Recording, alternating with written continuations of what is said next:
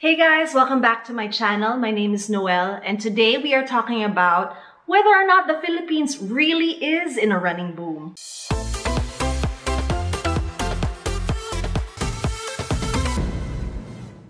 Okay, so last weekend I finished the Gatorade half marathon, and this is the half marathon medal. Of course, I also have the finisher shirt.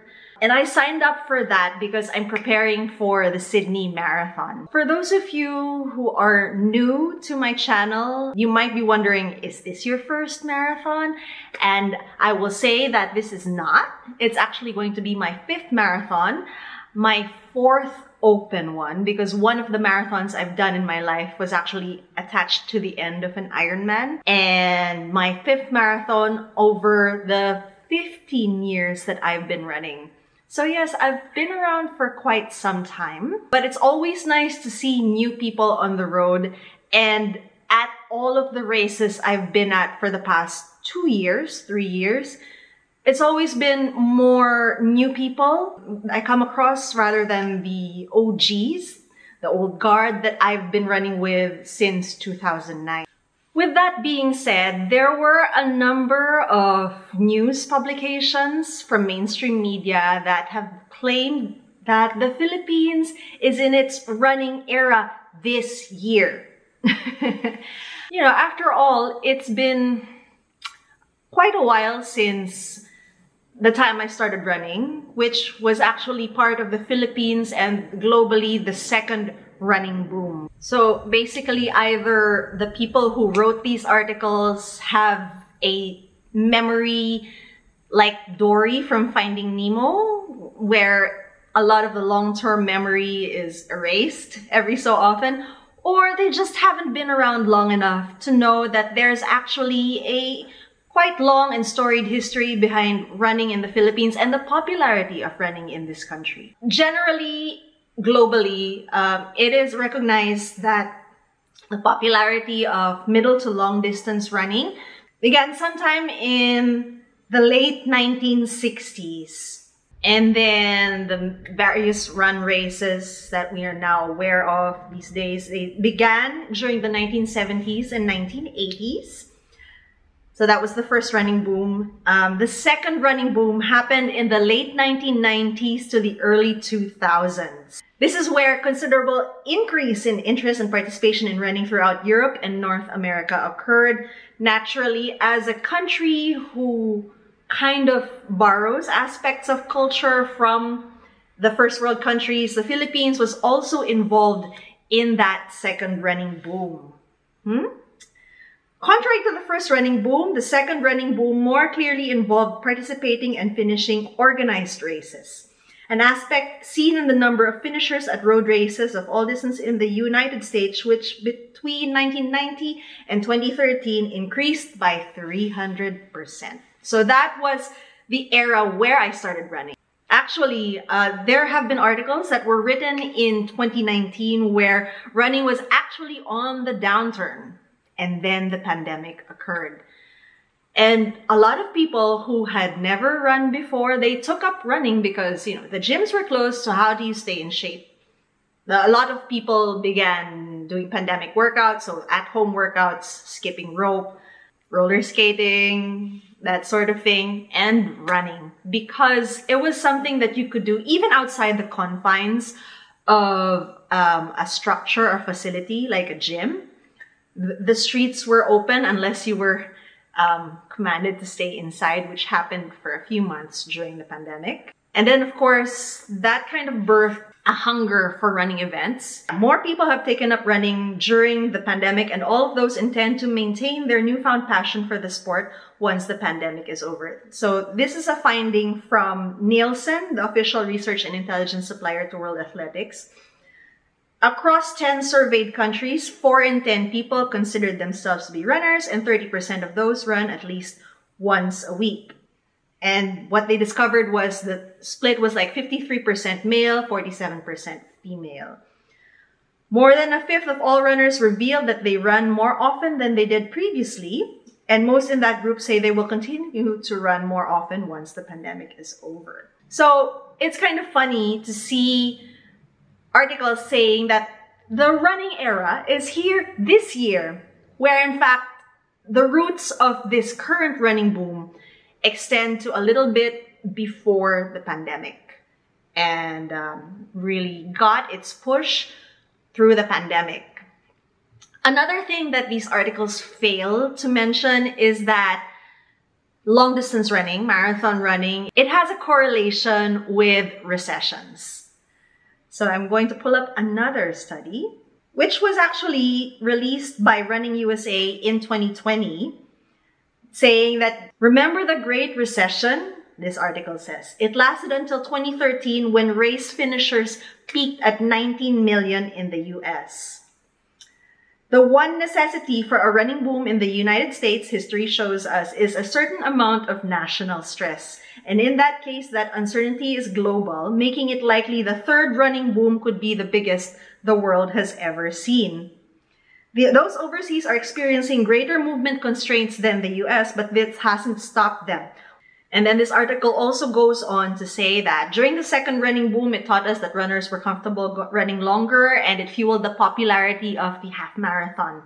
And once economic conditions improved, runners flocked to races in droves, which you saw during that second running boom. Even here in the Philippines, I think there was the Pasig International Marathon where we had about 100,000 or more runners throughout all of the different categories in that race. So from 3K, 5K, 10K, 21K, full marathon, 100,000 runners. That was the second running boom. And during that second running boom, a Reuters article says that road running actually defied the recession. This was published May 12, 2010. What contributed to that running boom back in 2010 was like, in an economy where people are watching their pennies, they are going to look at where they can shave budget, but they're not cutting out running because it's inexpensive. And another factor is psychological. Running makes you feel good. It gives you energy back. It helps to blow off stress. And running gives you something you can control. You know, the economy is something you can't control. Sometimes holding on to your job is something you can't control. But running, what you put in is what you're going to get out of it.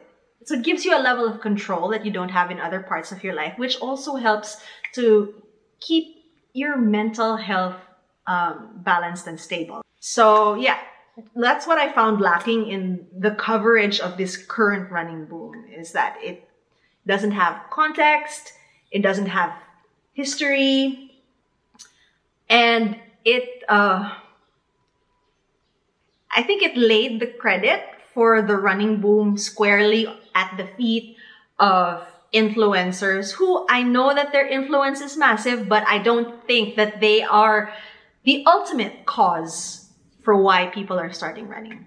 Anyway, the publication of these articles brought out a lot of us OG runners from the woodwork, from retirement, from the other sports that we eventually got into after that huge running boom. So yeah, that's basically it. Are we in a running boom? Yes, we are in our third running boom. And I guess if we support this well enough, this is going to be bigger than the second running boom. And it's going to see a lot more runners running longer distances, running fitter, running faster. And that can only be a good thing for the running community in the Philippines, right?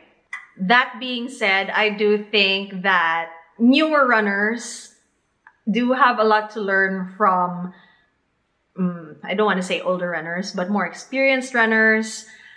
And I do think that there is a significant culture gap between what's happening now with the newer and younger runners and those of us who have been running for quite some time. And that can be the cause of, misunderstandings and disagreements. So, just because someone is new doesn't mean that they're not going to be great at running. And just because somebody is experienced doesn't mean they're going to be great at running as well. For me, I've been running for 15 years. I've actually been running for longer than that, but joining races for 15 years.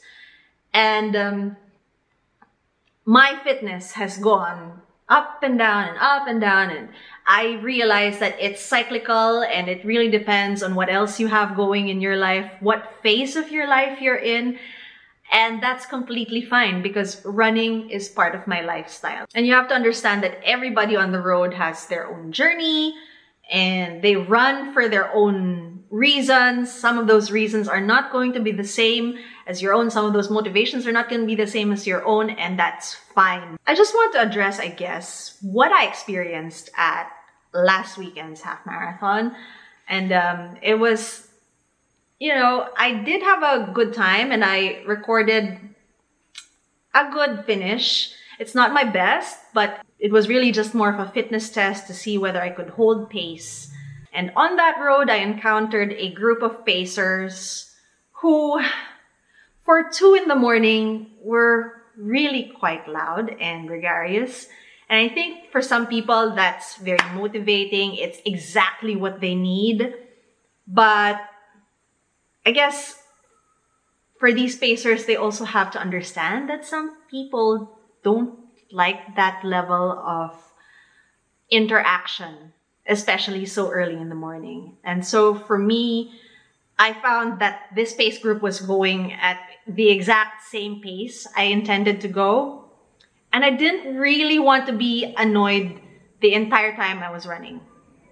So I overtook them.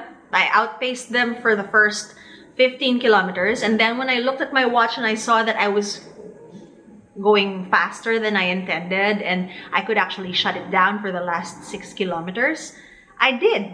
I slowed down intentionally, and then they caught up to me. And I was like, it was noisy again. I did tell them, can you please keep it down? It's really early in the morning and some people are trying to run here. Okay? So they did tone it down a little bit. But then instead of me trying to run with them and continually being annoyed, I decided to back off even further. And they picked up their pace because eventually, instead of finishing at 2 hours, they finished at 1:56, a little faster than what pacers were supposed to finish at. But I guess they were trying to help somebody beat the sub-2 time, and they did much better than they thought they would. Anyway, I let them go ahead of me because I didn't want to spend the entire run being annoyed. And I still finished within my goal time. So yeah, you just want to give each other room and be respectful of one another and what each one is trying to achieve.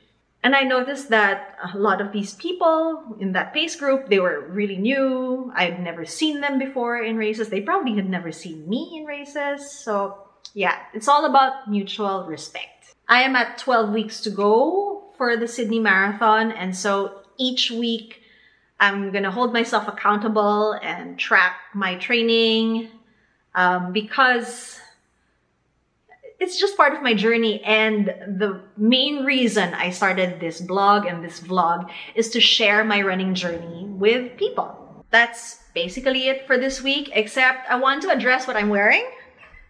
This is one of the OG Takbo.ph running singlets, and it's personalized. That's why it has my blogger name on it. This was, I think it was during the 2011 or 2012 Takbo.ph anniversary event. It's not the first Takbo.ph singlet that was ever introduced. But yeah, I just wanted to pull out some of my trinkets from storage and really show you that, yeah, I've been around for that long. This is also my first Milo Marathon medal. It's for the 42 kilometers. This was at the elimination event in 2010. It was held exactly on my birthday, so I had to do it. And in running this, I also qualified for the Milo Marathon Finals. And this is the medal for that Milo Marathon Finals. Now notice, it's the 34th Milo Marathon. And that was 14 years ago. So now it is supposed to be the 48th Milo Marathon. But of course, during the pandemic, the holding of the Milo Marathon was suspended. So it's a little bit under that. But yeah, that's how long we've been having running events in the Philippines. It's almost 50 years. Milo started during the first running boom, along with the Yakult 10 miler, all of those OG races. So I just want to say that running has been around for quite some time. It will be around for longer than these news articles are going to trumpet that there is a running boom. And the real accomplishment is actually being able to continue in your running era, or as Takbo.ph said today in their social media post, continue in your running eon. I also want to show you the size difference between a medal from 14 years ago. This is a full marathon medal, by the way, and a half marathon medal from last week.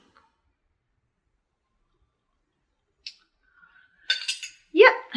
So those runners of today, they have a lot to thank the OG runners from before. I have a lot to thank those first running boom runners for really helping set up a system of mass participation races upon which the second running boom organizers built, and which the third running boom runners are now continuing to enjoy. Thank you guys for watching. If you like this video, please give me a thumbs up. If you haven't yet, please subscribe. See you next time. Bye!